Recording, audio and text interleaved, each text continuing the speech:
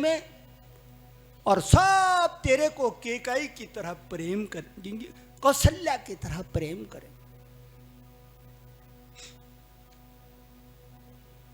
क्या कह रहे हैं? बड़ भागी बना अवध अभागी। मां कौशल्या कहती है आज जंगल पवित्र हो गए, ये अवध अभागी होगी कि राम जैसे पुत्र को ठुकरा दिया। ऐसा राजा कहाँ मिलेगा, ऐसा प्रेमी, ऐसा मानदान करने वाला, ऐसे दूसरों का सत्कार करने वाला कहाँ मिलेगा। मां रोने लगी, पुत्र जा जा, मेरा आशीर्वाद है, पिता और मां की आज्ञा पालन कर और तू आज ही जंगल चला जा। इतने में लखनलाल ने सुना, वो भी भाग भाग के आए। लखनलाल कहते मां, जहां राम जाएगा वहां लखन जाएगा, लखन तो राम की झंडा है। मैं तो अपने बड़े भाई का ध्वजा हूं, बना इनके जी नहीं सकता। मैं अवध में मैं इनकी छाया हूं। जब गुरु विश्वामित्र आए थे तो दोनों को साथ ले गए थे, अपने यज्ञ में दोनों को विद्याएं पढ़ाई। धनुष यज्ञ में गए तो दोनों गए। मैं अपने भाई का की छाया हूं। लक्ष्मण कहता है मैं तो अपने बड़े भाई की छाया हूं, और आदमी से छाया अलग नहीं होती। अगर मैं यहां रह गया तो मैं मर जाऊंगा, आत्महत्या कर लूंगा, बच नहीं सकता मैं। राम ने कहा जा, मां सुमित्रा से आदेश ले। सीता आ गई, बोले नाथ सब मालूम हो गया है, मैं भी चलूंगी।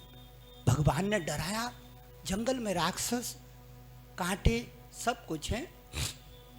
सीता कहती है नाथ, जहां पति रहता है वहां पत्नी शोभा पाती है।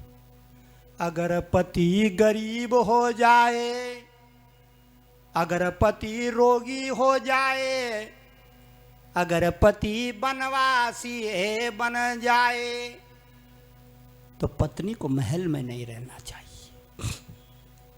मेरा पति जोगी और मैं सोने के भवन में रहूंगी, ऐसा मेरे माँ बाप ने मेरे को सिखाया नहीं है। मेरे माँ बाप ने कहा कि जहां पति रहे वहीं रहना लाडली। अगर सुख मिले तो सुख को भोगना, और दुख मिले तो दुख को भोगना। जैसा पति रहे वैसे ही जीवन बिताना।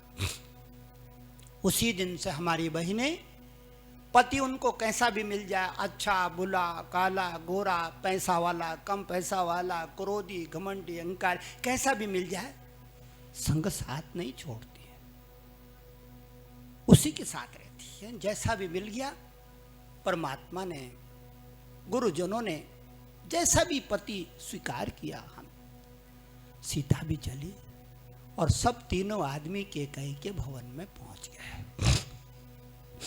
केकई ने वहां पे जोगिया कपड़े मंगाए हैं। जोगिया राम को कहती है, ए राम, ये तेरे साथ लखन और जानकी। बोले ये भी जा रहे हैं मां।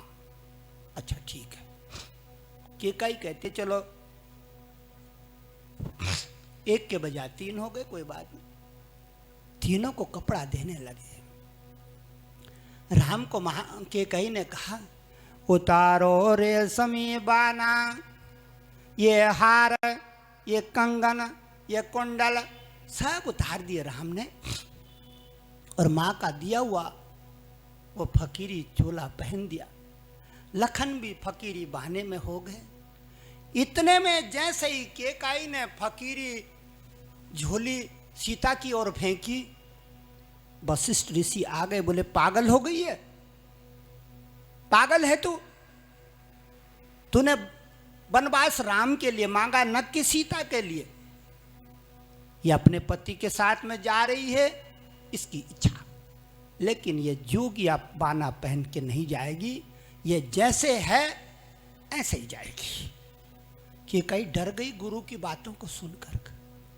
तीनों आगे निकले महल से प्रणाम करके गुरु को। इतने में सुमंत राजा दशरथ की आज्ञा से रथ लेके खड़ा है बाहर चौक में। सुमंत ने कहा, जाते हुए का स्वागत होना चाहिए, जैसे आते हुए का स्वागत करते हैं इसी तरह जाते हुए का भी स्वागत होना चाहिए। रथ में विराजो राम। राम लखन और जानकी रथ में बैठ करके सुमंत रथ को खींचने लगे। सारे देखने वाले पीछे लग गए। इतने में नगर में जय जयकार हो रही है, बोले सियावर रामचंद्र की जय, लखन लाल की जय। ये ध्वनि, जयकार की ध्वनि अपनी अटारी पे अपने महल में कौशल्या रो रही थी, उसके कानों में चली गई। वो अपनी दासी को कहती है, अरे बहना मेरा हाथ पकड़, मेरे आंखों से दिखाई नहीं दे रहा है, मेरी आंखों में इतना पानी भर गया कि अंधकार छा गया। ये ध्वनि जहां से आ रही है मैं उस दृश्य को देखना चाहती हूँ। दासी माँ कौशल्या को अटारी पे लेकर चली गई। हाथ पे फूलों का टोकरा, मां कौशल्या ऊपर से फूल बिखेर रही है, जाते हुए का स्वागत कर रही है। जैसे ही देखा अपने राम को, पहली बार जोगिया बाने में फपक फपक के रोने लगे। कभी देखा नहीं था, कभी जाना भी नहीं था। एक घड़ी ऐसी आ जाएगी कि मेरा राम कहेगा, उतारो राज के कपड़े, बनाओ भेष मुनियन का, मुनियों का भेष बनाने। मां कौशल्या ने पहली बार कहा, ये देखो मेरा लाल जोगिया भेष में है, गुरु के भेष में है। वहां से हाथ जोड़ने लगी।